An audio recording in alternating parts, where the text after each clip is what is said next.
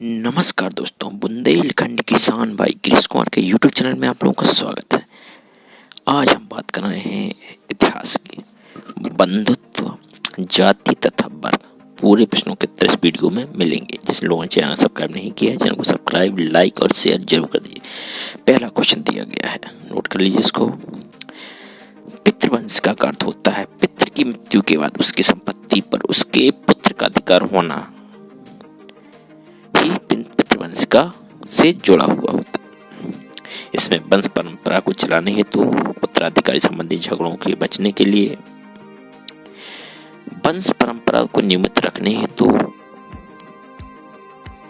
आदि इसमें पॉइंट अपन लिख सकते हैं। क्वेश्चन नंबर 2 देख सकते हो आप। आरंभिक राज्यों में शासन प्राय क्षत्रिय हुआ करते थे। शास्त्रों के अनुसार केवल क्षत्रिय ही राजा हो सकते थे, किंतु अनेक महत्वपूर्ण राजवंशों की उत्पत्ति अन्य वर्णों से भी हुई है।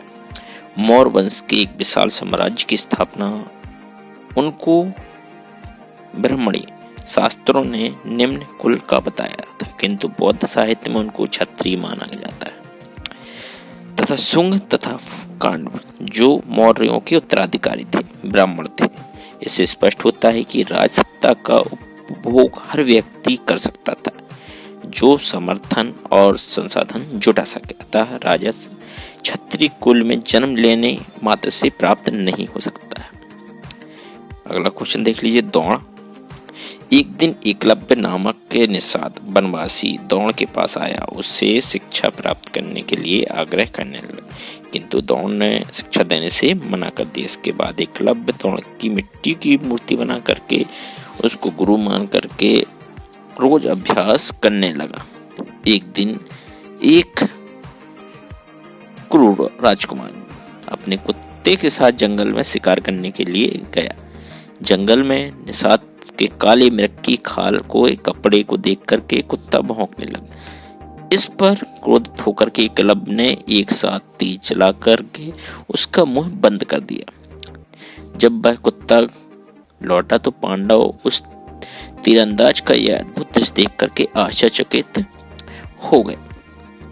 वह एकलव्य को तलाश कर उसके बाद पहुंचे, उससे बात की कि आपको यह शिक्षक कहाँ से मिली, आपके गुरु कौन है।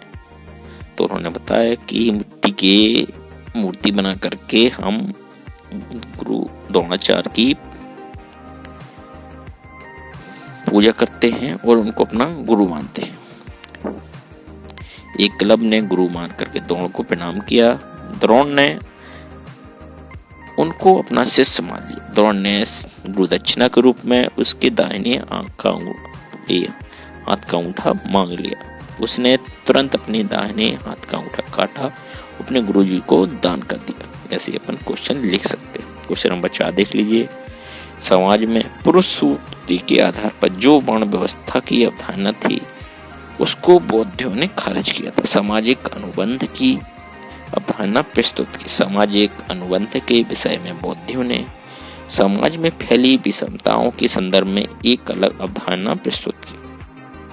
साथ ही समाज में फैले अंतर विरोध को नियमित करने के लिए जिन संसाधनों की आवश्यकता थी उस पर भी अपना दृष्टिकोण सामने रखा। सुत्त टिपट में भी इसका वर्णन मिलता है। क्वेश्चन नंबर 5 देख लीजिए। इसमें सबसे पहले समाज में अधिक प्रतिष्ठित ब्राह्मणों, पुरोहित तथा गुरुजनों के प्रति सम्मान प्रकट किया गया है। ब्राह्मणों के बाद युधिष्ठिर ने गुरु द्रोण के प्रति हृदय से नतमस्तक होकर के अपने सम्मान को प्रकट किया। वे गुरु द्रोण की तरह कृपाचार्य को भी गुरु मानते थे। इसके बाद माता पिता समान वृद्ध बांधवों के प्रति आदर भाव व्यक्त किया। धृतराष्ट्र कौरवों के पिता थे, उनको भी युधिष्ठिर ने सम्मान दिया। युधिष्ठिर मर्यादा पुरुषोत्तम तथा सत्यवादी थे। उनके व्यवहार और विवादों में या विचारों में इंसानियत प्रकट होती। दुर्योधन को एक अच्छे पात्र के रूप में प्रस्तुत नहीं किया गया। ऐसा अपन इसमें लिख सकते हैं पॉइंट बाय पॉइंट। उस काल में एक वीर योद्धा दूसरे वीर योद्धा का सम्मान करता था। परिणाम स्वरूप संजय से युधिष्ठिर ने कहा कि मैं उन सब योद्धाओं का अभिवादन करता हूं जो हमारे भाई, पुत्र और पौत्र हैं। युधिष्ठिर ने विदुर का भी नमन किया। यद्यपि वे दासी पुत्र थे, किंतु युधिष्ठिर जन्म से आधार पर ब्रह्मावस्था में विश्वास नहीं रखते थे। विदुर की विद्वता का भी सम्मान करते थे। तो ये क्वेश्चन देख लीजिए आप। ऐसे अपन क्वेश्चन आंसर पॉइंट बना बना के लिख सकते हैं। उन्होंने छोटे भाइयों का भी सम्मान किया, सबका सम्मान किया। क्वेश्चन नंबर 6 दे सकते हैं। प्रसिद्ध इतिहासकार मॉरिस विंटरविट्स ने महाभारत को संपूर्ण साहित्य का प्रतिनिधि कहा है। यह ग्रंथ भारतीयों की आत्मा की अगाध गहराई को एक अंतर्दृष्टि प्रदान करने वाला बताया है, जो सही है। यद्यपि महाभारत में कौरव पांडवों के युद्ध का वर्णन मिलता है, इसके रचयिता महर्षि वेदव्यास थे। उन्होंने 18 पुराणों की रचना की थी। प्रारंभ में इस महान ग्रंथ के 4 संस्करण थे। पहला 3 लाख श्लोकों का, जिसमें नारद जी ने देवलोक में देवताओं को सुनाया। दूसरे में 15 लाख श्लोक थे, जिसमें देवता तथा ऋषि ने पितृलोक में सुनाया था। तीसरे श्लोक में 14 श्लोक थे, 14 लाख श्लोक थे। और चौथा संस्करण 1 लाख श्लोक का था, जिसमें मनुष्य लोक में सेम्पायन ने राजा जनमे जय को सुनाया था। ऐसे अपन पॉइंट बाय पॉइंट इसके उत्तर लिख सकते हैं। जितना अच्छा चाहे अपन उतना इसका वर्णन कर सकते हैं। पॉइंट भी बना सकते हैं और थ्योरिकल भी। जितना अच्छा लगे उतना अपन लिख सकते हैं। तो महाभारत केवल युद्धों का वर्णन मात्र नहीं है, यह भारतीय साहित्य तथा संस्कृति का भी आधार है। महाभारत का मूल उद्देश्य भारतीय समाज व संस्कृति को जीवन की कुछ मूल मान्यताओं को ओर आकर्षित करना था। महाभारत की सर्वाधिक महत्वपूर्ण देन भगवत गीता है, जो समस्त भारतीय दर्शन का निचोड़ है। गीता में उपनिषदों के विचार का सार भी है। क्वेश्चन नंबर 7 दे सकते हैं। साहित्य परंपरा में महाभारत के रचयिता ऋषि व्यास माने जाते हैं, किंतु इतिहासकारों का मत है कि उनकी रचना में अन्य विद्वानों तथा ऋषियों का भी योगदान था। विद्वानों का कहना है संभवतः महाभारत की मूल कथा में रचयिता वाट सारथी थे, जिन्हें सूत कहा जाता था। वे क्षत्रिय योद्धाओं के साथ युद्ध क्षेत्र में जाते थे। उनकी विजय उपलब्धियों के विषय में कविताएं लिखा करते थे। इन रचनाओं का शीर्षक मौखिक रूप से हुआ। क्वेश्चन देख सकते हैं अगला। पॉइंट भी ले सकते हैं। लैंगिक असमानता, पितृवंश का अवस्था तथा मातृवंश का भी महत्व है। स्त्री का गोत्र, संपत्ति का अधिकार, ऐसे पॉइंट बना के अपन इसमें लिख सकते हैं और हेडिंग का भी प्रयोग कर सकते हैं। आरंभिक समाज में पितृसत्तात्मक परिवारों का विचलन था। पितृवंशिका को भी सभी वर्णों वंश परंपरा को आगे बढ़ाए। पुत्रियों को अलग दृष्टि से देखा जाता था, किंतु इतिहासकार सातवाहनों को इसका अपवाद मानते हैं। लगभग 1000 ईसा पूर्व के बाद ब्राह्मणों ने अपने तथा अन्य समाजों को गोत्रों में वर्गीकृत किया। प्रत्येक गोत्र किसी न किसी ऋषि के नाम पर होता था। उस गोत्र के सदस्य उस ऋषि के वंशज माने जाते थे। गोत्र के 2 नियम थे। पहला विवाह के पश्चात और दूसरा था एक ही गोत्र के सदस्य आपस में विवाह नहीं कर सकते थे। ऐसा अपन वर्णन इसमें कर सकते हैं। संपत्ति के आधार के भी था। तो मनुस्मृति के अनुसार माता पिता की मृत्यु के पश्चात पैतृक संपत्ति पर सभी पुत्रों का समान अधिकार माना गया है, किंतु ज्येष्ठ पुत्र का भाग अधिक होता है। स्त्रियों का इस पैतृक संपत्ति में हिस्सा नहीं होता था। ऐसे अपन विवाह संबंधी भी लिख सकते हैं।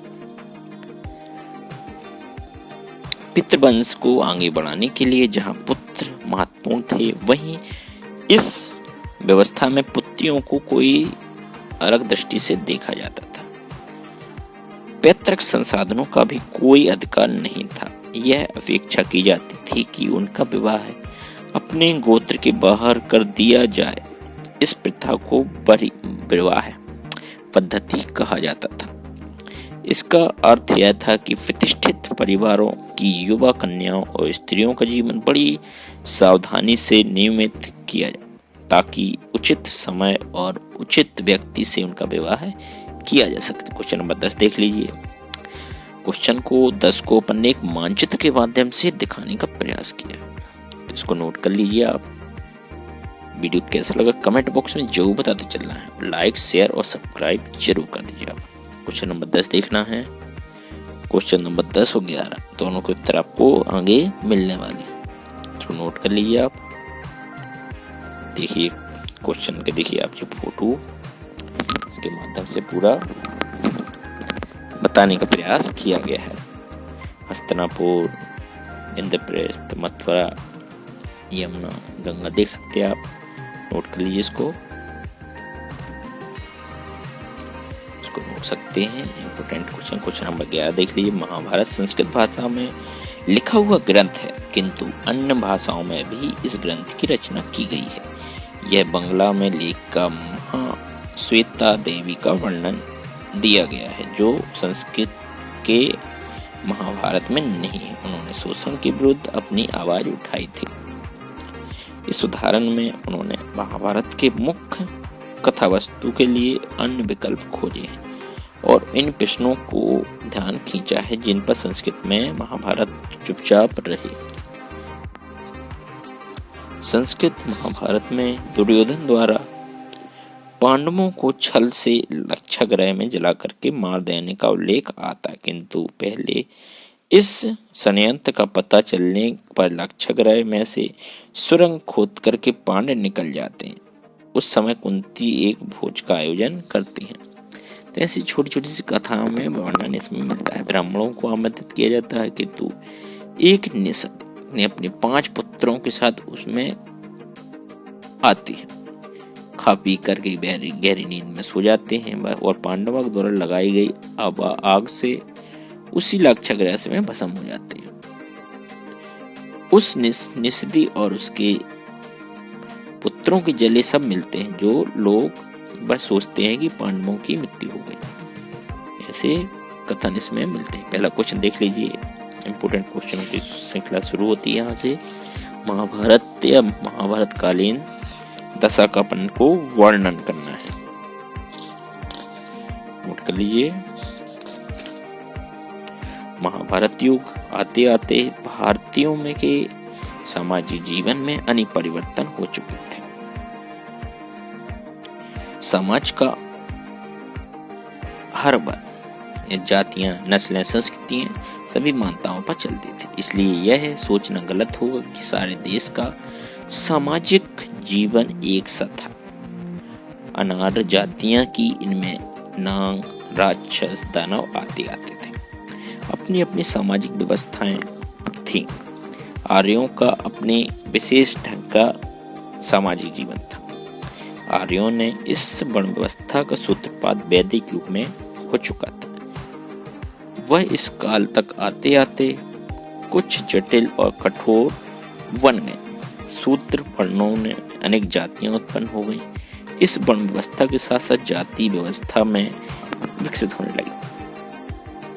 वर्ण व्यवस्था में ब्राह्मणों का स्थान अभी भी सबसे ऊंचा है। सामान्य तौर पर उनका आचरण अच्छा होता है, इसलिए समाज में उनकी प्रतिष्ठा बड़ी है और शक्तिशाली लोग भी उनके क्रोध तथा श्राप से डरते थे। क्वेश्चन नंबर 2 देख सकते हैं। महाभारत काल का विवाह का उल्लेख वैदिक साहित्य तथा अन्य हिंदू धर्म ग्रंथों के अनुसार विवाह के निम्नलिखित हैं। उद्देश्य, पहला धार्मिक उद्देश्य, दूसरा संतान उत्पत्ति, तीसरा रति सुख, चौथा है सामाजिक उद्देश्य। इसे पॉइंट बाय पॉइंट अपन लिख सकते हैं। हिंदू समाज में विवाहिक होना चरित्र और आचरण का प्रमाण पत्र माना जाता है। इसलिए प्राचीन काल में विवाह का उद्देश्य स्त्री पुरुष का समाजीकरण करके उन्हें आदर और सम्मान का अधिकार बनाना था। तो आप इसको नोट कर लीजिए। विवाह के प्रकार भी दिए गए हैं। विवाह में ब्राह्मण विवाह, देव विवाह, आर्ष विवाह, प्रजापति विवाह, गंधर्व विवाह, असुर विवाह, राक्षस विवाह, पैचास विवाह, स्वयंवर विवाह, इस प्रकार के विवाह हुआ करते थे। इसको नोट कर लीजिए आप। विवाह की इस प्रणाली के अंतर्गत विवाह कन्या के विवाह का उत्तरदायित्व तो उसके पिता अभिभावक का होता था। वह अपनी कन्या के लिए सुयोग्य वर की तलाश करके विधि पूर्वक अपनी कन्या का दान सुयोग्य वर को करता था। मनुस्मृति के अनुसार इस विवाह का उद्देश्य शारीरिक तथा मानसिक कर्तव्यों के पालन द्वारा ब्राह्मणों को प्राप्त करना था। इसी प्रकार से विवाह प्रणाली को ब्राह्मण विवाह का नाम भी दिया गया। तो आप इसको नोट कर लीजिए। स्वयंवर विवाह था। स्वयंवर के अंतर्गत होने वाले विवाहों को कन्या स्वयं अपने पति चुनती थी। ऋग्वेद में एक उल्लेख से स्पष्ट होता है कि वैदिक स्वयंवर प्रथा का दुष्प्रभाव हो चुका था। उत्तर वैदिक काल उसके पश्चात काल में भी इसका अधिक प्रभाव बढ़ा है। क्वेश्चन नंबर 3 देख लीजिए। 16 संस्कारों का वर्णन करना है। गर्भधान। मनुस्मृति के अनुसार इस ग्रह में गर्भ की शुद्धि की जाती थी, किंतु हिंदू विवाह का उद्देश्य केवल यौन संतुष्टि रति ही नहीं अपितु संतान उत्पत्ति भी था। गर्भाधान संस्करण का उद्देश्य संतान, विशेषकर पुत्र संतान को जन्म देना था। पुष्पन। जिस अनुष्ठान के द्वारा पुत्र संतान के जन्म की कामना की जाती है उसे पुष्पन शास्त्र संस्कार कहते हैं। मनुस्मृति के अनुसार इस संस्करण को गर्भधारण के चौथे मास से संपन्न करना चाहिए। सीमांतों ने दुष्ट व्यक्ति या दुष्ट शक्तियों से शरीर रक्षा के लिए संस्करण द्वारा गर्भवती स्त्री के केशों को ऊपर उठा करके संवारने का विधान है। यह काम पति गर्भधारण के चौथे मास द्वारा करता है। इसका चौथा है जात कर्म। इस संस्कार यह संस्करण संतान के जन्म के समय किया जाता है और यह स्पष्ट कि बच्चे की नाभि छेदन के पूर्व जात कर्म संस्कार होता है। जब बालक का जन्म होता है तो उसे अनिष्टकारी प्रभावों का भय होता है। उन्हीं से बचाने के लिए इस संस्कार को किया जाता है। मनुस्मृति ने फिर नामकरण, बच्चे का जैसे बच्चा पैदा होता है तो नक्षत्र मुहूर्त देख करके, राशियों का देख करके उसी हिसाब से, उसी राशि के हिसाब से नाम दिया जाता है। निष्क्रमण। बच्चे के जन्म के बाद उसे एकदम घर से बाहर नहीं निकाला जाता। निष्क्रमण संस्कार के बाद ही उसे घर से बाहर निकाल सकते हैं। अन्नप्राशन। 6 मास की आयु तथा बच्चा अन्न खाने की योग्य हो जाता है तब इस संस्कार को किया जाता है। अन्नप्राशन संस्कार बच्चे के द्वारा सर्वप्रथम अन्न ग्रहण करने का सूचक होता है। चूड़ाकरण। इसे मुंडन या केशो छेदन संस्कार के नाम से भी जाना जाता है। इस संस्कार में बच्चे के बाल पहली बार मोड़े जाते हैं। मुंडन प्रथा आपने देखी होगी तो वो मुंडन प्रथा ही चूड़ाकरण कहलाता है। कान छेदन। इस संस्कार में बच्चे का कान छेदन किया जाता है। इस संस्कार का प्रचलन सभी हिंदू परिवारों में नहीं है, फिर भी ऋषि दयानंद ने इसको एक महत्वपूर्ण संस्कार भी माना है। तो इसको नोट सकते हैं। विद्यारंभ या पट्टी पूजन। इस संस्कार के द्वारा विधिवत पट्टी को पूजा जाता है और बच्चे का हाथ पकड़ करके उसी पट्टी पर परिवार का कोई समान सदस्य उस पर शिक्षक या पुरोहित ओम या अन्य कोई शब्द या देव देवता का नाम उसके गुणगान शुरू करवाता है। ऐसे पॉइंट बाय पॉइंट लिख सकते हैं। उपनयन संस्कार हिंदू वर्ण व्यवस्था का जाति प्रथा में बहुत महत्व है। वर्ण व्यवस्था के अंतर्गत यह 3 प्रकार का है: ब्राह्मण, वैश्य और द्विज, अर्थात 2 बार जन्म लेने वाले कहलाते हैं। वेदारंभ संस्कार वेदों का अध्ययन करने के लिए शास्त्रोक्त विधान व अंत वेदाध्ययन प्रारंभ करने से पूर्व वेदारंभ संस्कार किया जाता है। इस संस्कार का आयोजन उपनयन संस्कार के उपरांत किया जाता है। केसन संस्कार मुख पर दाढ़ी मूछों का होना तरुण होने का कारण मान करके क्षौर क्रिया द्वारा व्यक्ति को ब्रह्मचर्य तथा सदाचार का स्मरण के लिए 16वें वर्ष की आयु में केसा संस्करण किया जाता है। समावर्तन संस्करण भी होता है, विवाह भी होता है और लास्ट में होता है अंत्येष्टि। कैसे आप 16 संस्कार देख सकते हैं। इसका उद्देश्य दिया गया, महत्व दिया गया है। मनुष्य के जीवन में अनेक प्रकार की घृणा, भय, आनंद, अनुराग की स्थिति आती है। साथ ही प्रत्येक व्यक्ति उन्हें किसी न किसी तरीके से अभिव्यक्त करता है। संस्कार उन्हीं घृणा, भय, आनंद आदि के अभिव्यक्त करने का प्रतीकात्मक साधन होता है।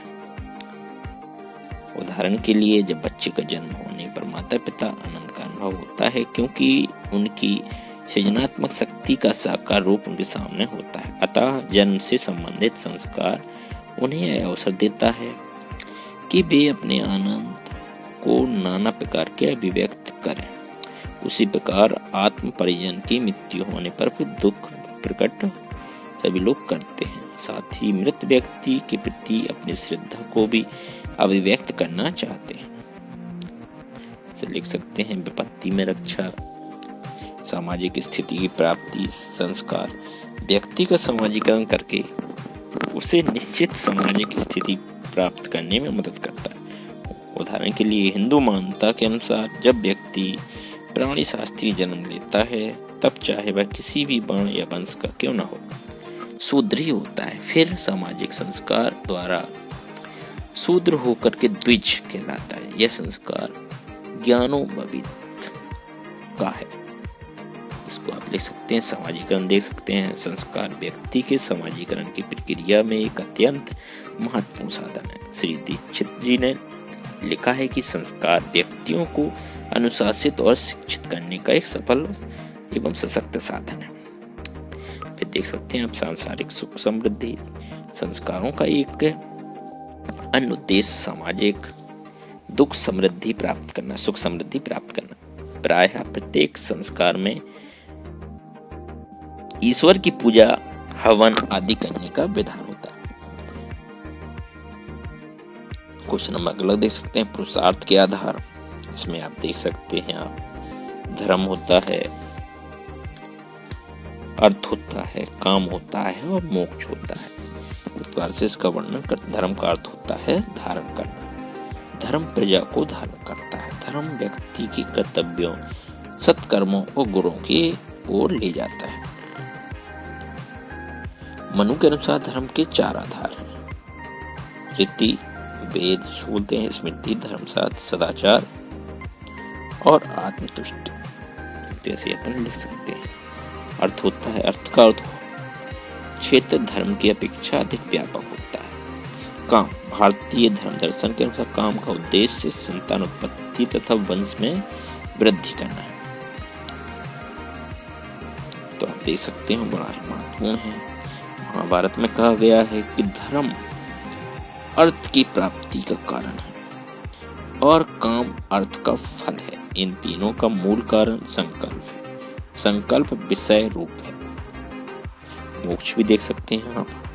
मनु के अनुसार तीनों ऋणों, देव ऋण, ऋषि ऋण, पितृ ऋण पूरा करके ही मन को मोक्ष में लगाना चाहिए। इन ऋणों का शोधन किए बिना मोक्ष का सेवन करने वाला नरकीगामी होता है। क्वेश्चन नंबर अगला दे सकते हैं आप।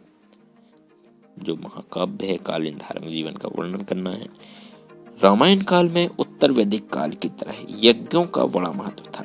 स्वयं राम ने अनेक यज्ञ किए। महाभारत काल में भी यज्ञ का प्रचलन जारी था। कौरवों तथा पांडवों ने भी अनेक प्रकार के यज्ञ किए। उदाहरण के लिए राजसूत यज्ञ, अश्वमेध यज्ञ आदि। किंतु इस काल में यज्ञों की प्रति श्रद्धा कुछ कम हो रही थी। यज्ञों के स्थान पर आत्म संयम और चरित्र शुद्धि पर अधिक ध्यान दिया जाने लगा। 16 संस्कार एवं 5 महायज्ञ जीवन में आवश्यक कृत्य थे। इसको देख सकते हैं।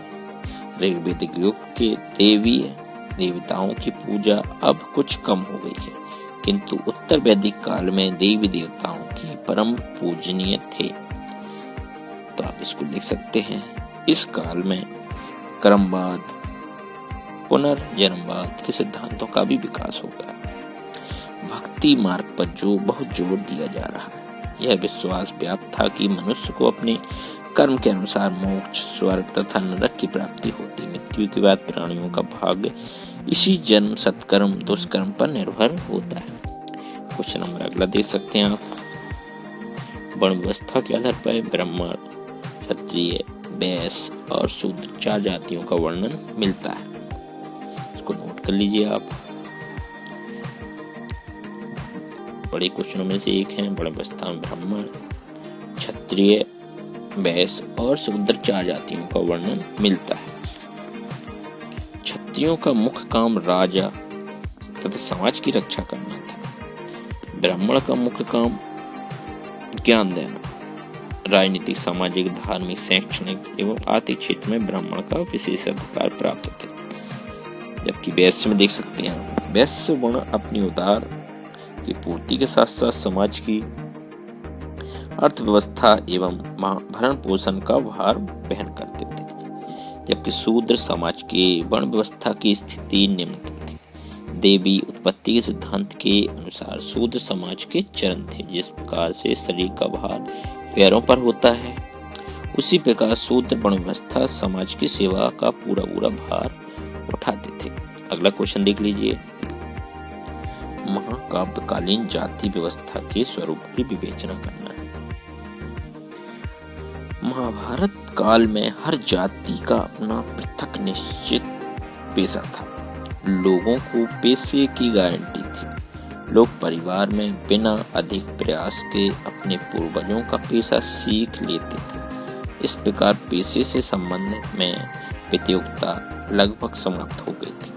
इससे लोगों की कार्यकुशलता बढ़ी और कार्य में उच्च कोटि की विशेषताएं भी देखी गई। जातियों में परस्पर खान पान, विवाह संबंध वर्जित थे। लोग अपनी ही जाति में विवाह करते थे, किंतु जातियां भी उपजातियों में विभक्त थी। उनमें प्रायः विवाह संबंध नहीं होते थे। यही नहीं, पहले वर्णों के लोग शूद्र जातियों को अपने से नीचा मानते थे, बल्कि शूद्र जातियों में भी ऊंच नीच का गहरा भेदभाव था।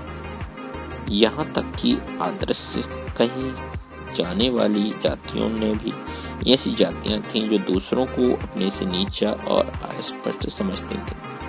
क्वेश्चन नंबर 9 दे सकते हैं। काव्यकालीन दर्शन की विवेचना करना है। उत्तर वैदिक काल में उपनिषदों के रूप में जिस दार्शनिक चिंतन धारा का उदय हुआ था, उसकी परिणति महाकाव्य में श्री कृष्ण के उपदेशों से हुई है। उनके उपदेश गीता में संग्रहीता और गीता महाभारत का अंश है। महाभारत में कृष्ण ने पांडवों का साथ दिया था और युद्ध में अर्जुन का रथ जो है वो हाँका था।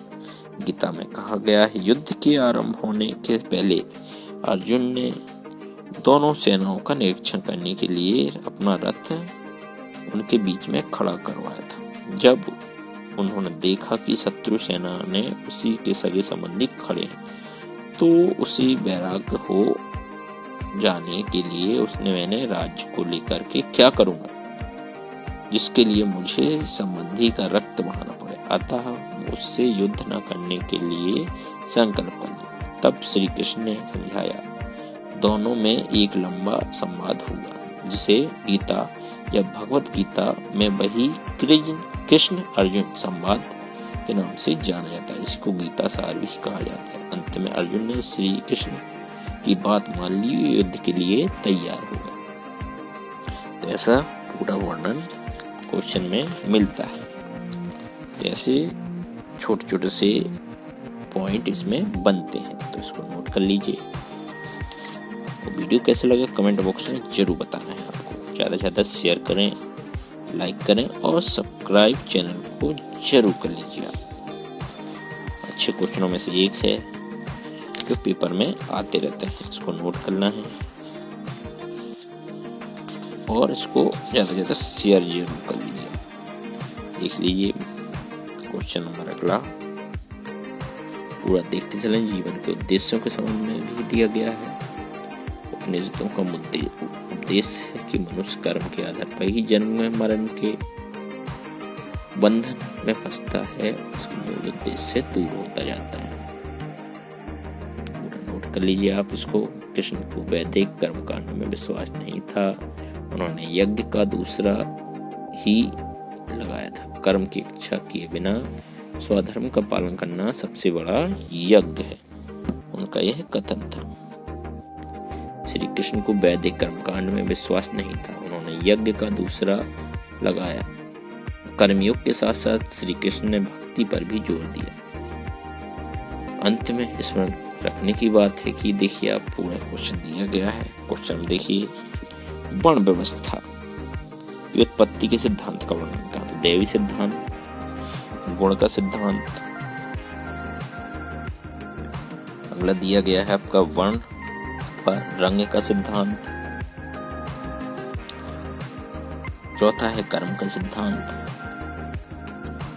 और पांचवा है जन्म का सिद्धांत दिया गया है। कुछ विद्वानों ने वर्णों की उत्पत्ति जन्म के आधार पर मानी है। जन्म से ही व्यक्ति स्वाभाविक रूप से जन्म जाति प्रवृत्ति से युक्त होता है, उसे वंशानुगत गुण प्रमुख होते हैं। कर्म, कुछ विद्वानों ने कर्म सिद्धांत के आधार पर भी वर्ण व्यवस्था की उत्पत्ति माना है। क्वेश्चन नंबर अगला देखिए, वर्ण व्यवस्था के दोष दिए गए हैं, इसको नोट कर लीजिए। पॉइंट बाय पॉइंट चाहे तो पॉइंट बाय पॉइंट लिख सकते हैं, थ्योरी चाहे तो थ्योरी का। आश्रम व्यवस्था के भी गुण दोष दिए गए हैं, तो साथ दिए गए हैं, मैंने पीछे भी देखा था।